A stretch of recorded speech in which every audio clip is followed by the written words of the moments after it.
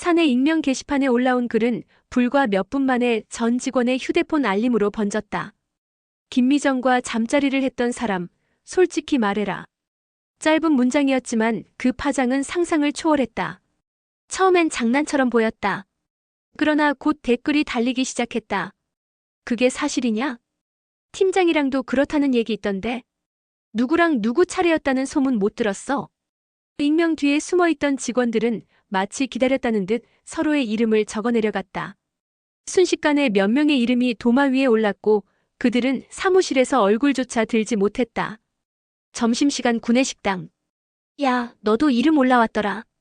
헛소리 하지 마. 다들 아는데 뭘 숨겨. 한 남자 직원이 소리를 지르며 자리에서 일어났다.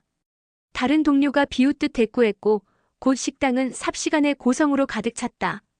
회식 때마다 매일 필름이 끊기는 김미정은 매번 모텔에서 눈을 뜨게 되고 매일 회식 날만 기다리는 남자 직원들의 속내는 무엇일까요? 구독, 좋아요는 영상 제작에 큰 힘이 됩니다. 감사합니다. 사연 시작하겠습니다. 김미정, 27세. 대기업 마케팅팀의 유능한 직원이었다. 평소에는 꼼꼼하고 책임감 있는 성격이었지만 회식만 하면 상황은 달라졌다.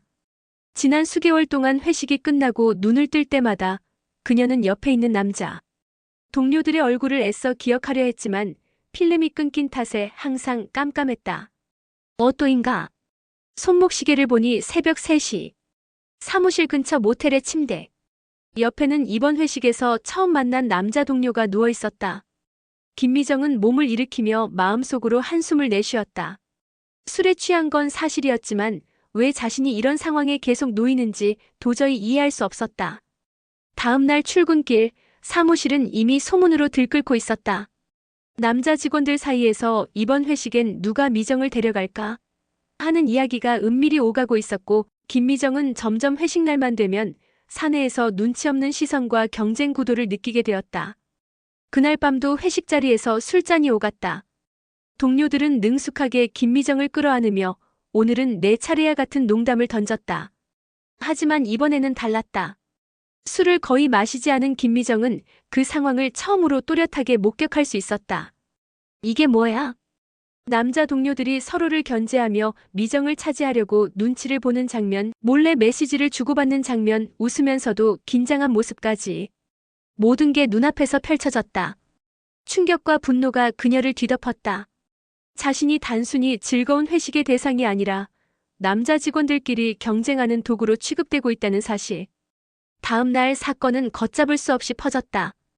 회사 내부 채팅방과 소문은 이미 김미정과 남자 직원들의 관계를 폭로하고 있었다. 일부 동료들은 당황했고 일부는 은근한 즐거움을 감추지 못했다. 그리고 김미정 자신도 이번엔 피할 수 없는 현실과 맞닥뜨려야 했다. 결국 그 회식의 밤들은 단순한 술자리 이상의 의미를 갖게 되었다.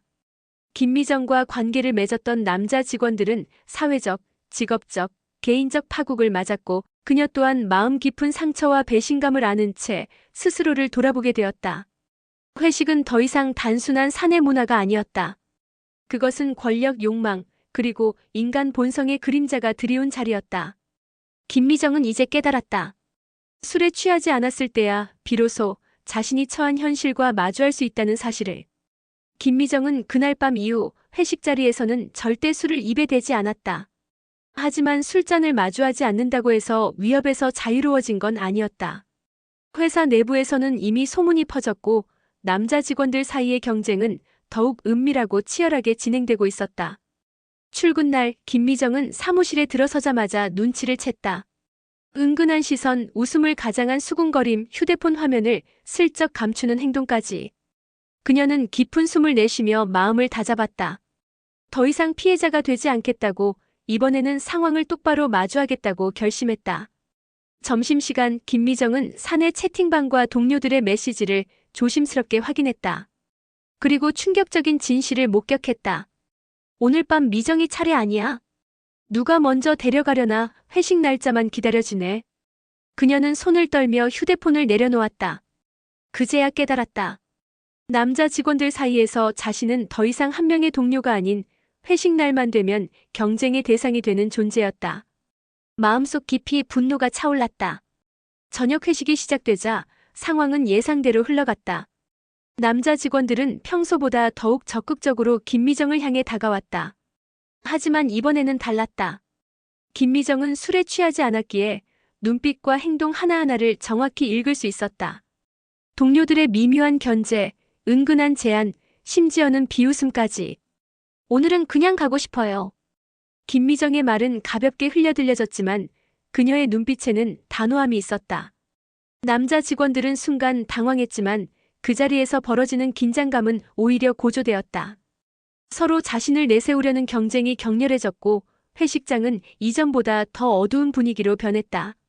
그날 밤 김미정은 다시 한번 잠자리의 위협 속에 놓였지만 이번에는 달랐다.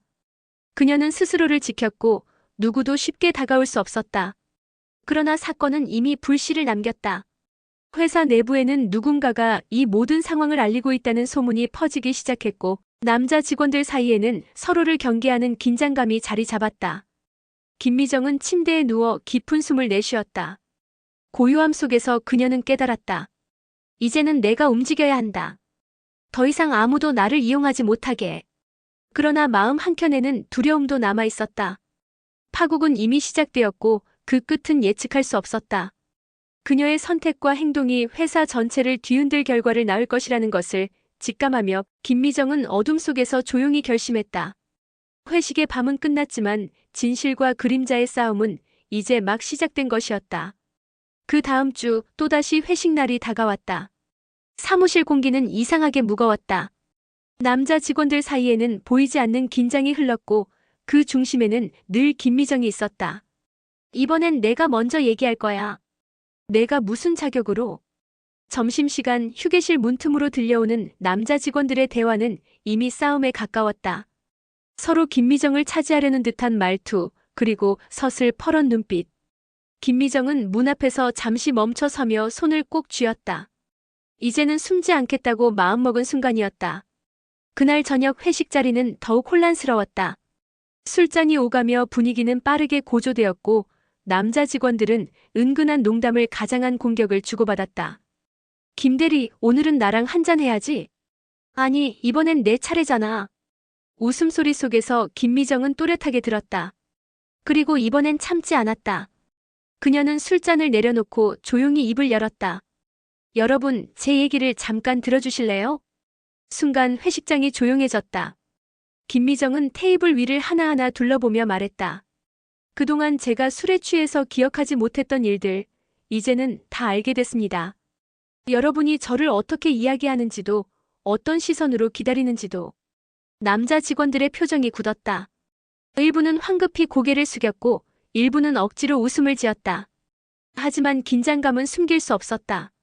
저는 더 이상 아무도 어떤 자리도 제 의지와 상관없이 받아들이지 않을 겁니다. 혹시라도 그런 일이 또 생기면 회사 차원에서 책임을 묻게 될 겁니다. 차갑고 단호한 목소리. 순간 몇몇은 당황해 물을 마셨고 어떤 이는 분노에 찬 눈빛을 감추지 못했다. 그날 이후 회사 분위기는 완전히 갈라졌다. 일부는 김미정을 존중하며 거리를 두었지만 다른 일부는 그녀를 향한 적개심을 키워갔다. 그리고 남자 직원들 사이에서는 서로가 서로를 밀어내려는 갈등이 격화되었다. 결국 어느 날 새벽, 사내 채팅방에는 충격적인 메시지가 떠돌기 시작했다. 김미정과 잠자리를 했던 건 누구냐? 익명의 글이 올라온 순간 회사 전체는 순식간에 폭풍 속으로 빠져들었다. 김미정은 책상 앞에서 그 글을 바라보며 몸이 떨리는 것을 느꼈다. 이제는 개인적인 문제가 아니었다. 회사 전체가 그녀를 중심으로 갈라지고 있었고 파국은 이미 눈앞까지 다가오고 있었다. 이제 끝까지 가야겠네. 김미정의 눈빛은 더 이상 흔들리지 않았다. 사내 익명 게시판에 올라온 글은 불과 몇 분 만에 전 직원의 휴대폰 알림으로 번졌다. 김미정과 잠자리를 했던 사람, 솔직히 말해라. 짧은 문장이었지만 그 파장은 상상을 초월했다. 처음엔 장난처럼 보였다. 그러나 곧 댓글이 달리기 시작했다. 그게 사실이냐?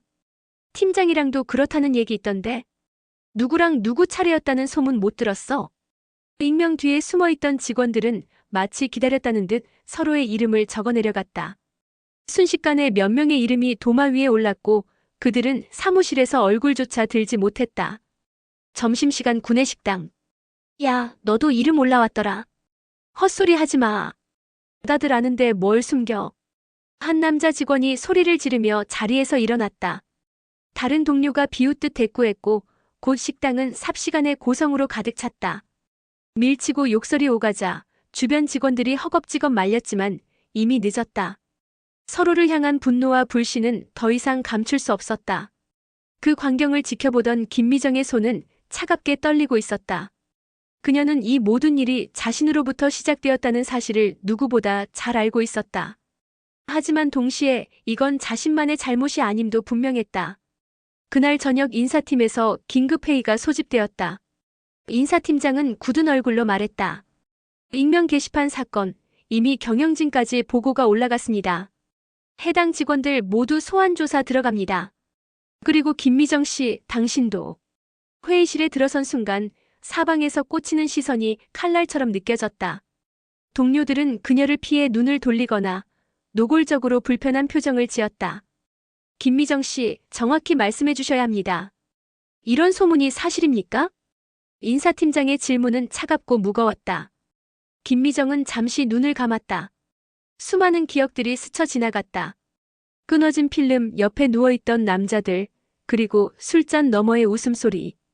그리고 이제는 회사 전체를 뒤흔드는 이 스캔들. 천천히 눈을 뜬 그녀는 담담하게 말했다. 제가 술에 취해 기억하지 못한 밤들이 있었습니다. 하지만 그것이 제 의지였던 적은 단 한 번도 없었습니다. 순간 회의실이 얼어붙었다. 남자 직원 몇몇은 얼굴이 붉어졌고 누군가는 의자를 밀치며 자리를 박차고 나갔다. 김미정은 그제야 깨달았다. 진짜 폭풍은 이제 막 시작된 것임을. 인사팀 조사는 연일 계속되었다. 회의실 문은 하루에도 수십 번 열리고 닫혔고 불려들어간 사람들은 하나같이 굳은 표정으로 나왔다. 처음엔 부인으로 일관하던 남자 직원들도 점점 균열이 생겼다. 그날은 내가 데려갔던 거 맞다. 하지만 자발적인 거였잖아. 내가 봤을 땐 그녀가 원한 것 같았다. 서로 책임을 미루는 진술은 곧 진실을 뒤엉키게 만들었다.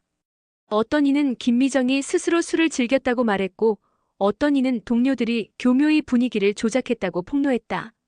하지만 그 와중에 CCTV 영상과 카드 사용 내역, 모텔 영수증들이 하나둘 증거로 쌓이자 남자 직원들의 변명은 설 자리를 잃어갔다. 김미정은 조사실에서 차가운 시선을 받으며 앉아 있었다. 당신은 정말 아무것도 기억하지 못합니까? 인사팀장이 묻자 그녀는 떨리는 목소리로 대답했다. 술을 마시면 필름이 끊깁니다.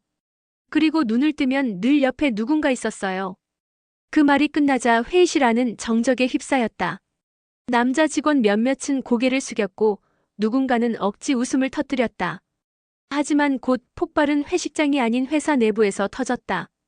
직원들 사이에 은밀한 대화가 녹음 파일로 유출되었고 그 안에는 오늘은 내 차례, 다음엔 내가 먼저 같은 노골적인 말들이 그대로 담겨 있었다.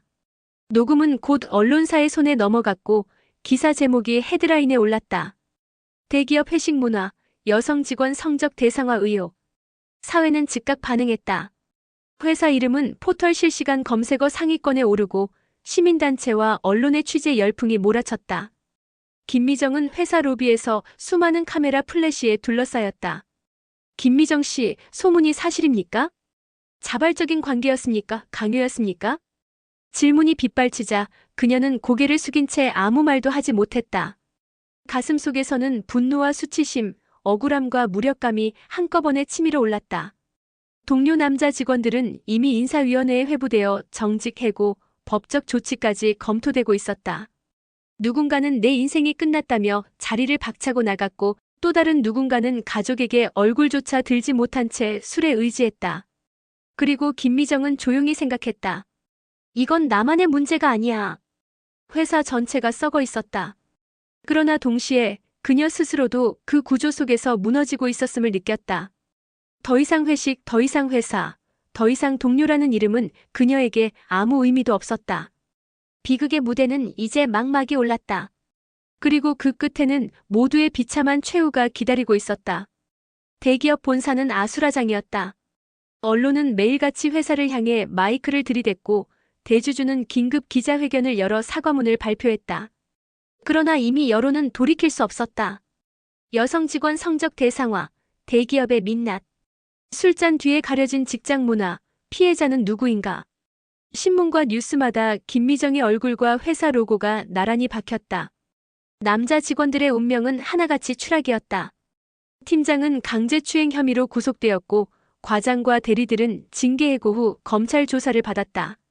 어떤 이는 아내에게 버림받고 어떤 이는 이름조차 지우고 도망치듯 회사를 떠났다.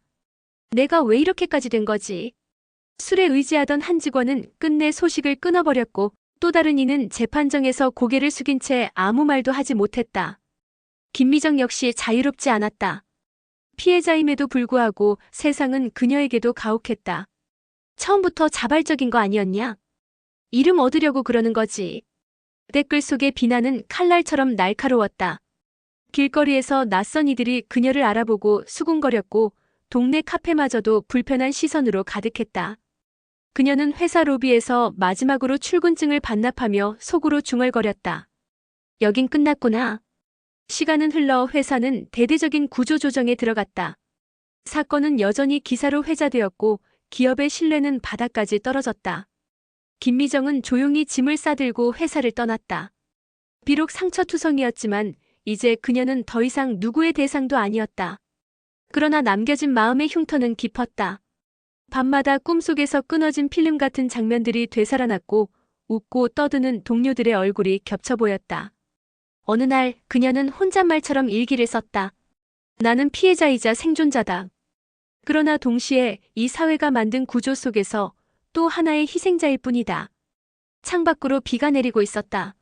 물방울이 유리창을 타고 흐르듯 그녀의 눈에도 뜨거운 눈물이 흘렀다. 모든 이들의 최후는 비참했다. 누군가는 감옥에서, 누군가는 가정에서, 누군가는 세상의 기억 속에서 사라졌다. 그리고 김미정 역시 잔혹한 진실 속에서 다시 살아가기 위해 스스로를 다잡아야 했다.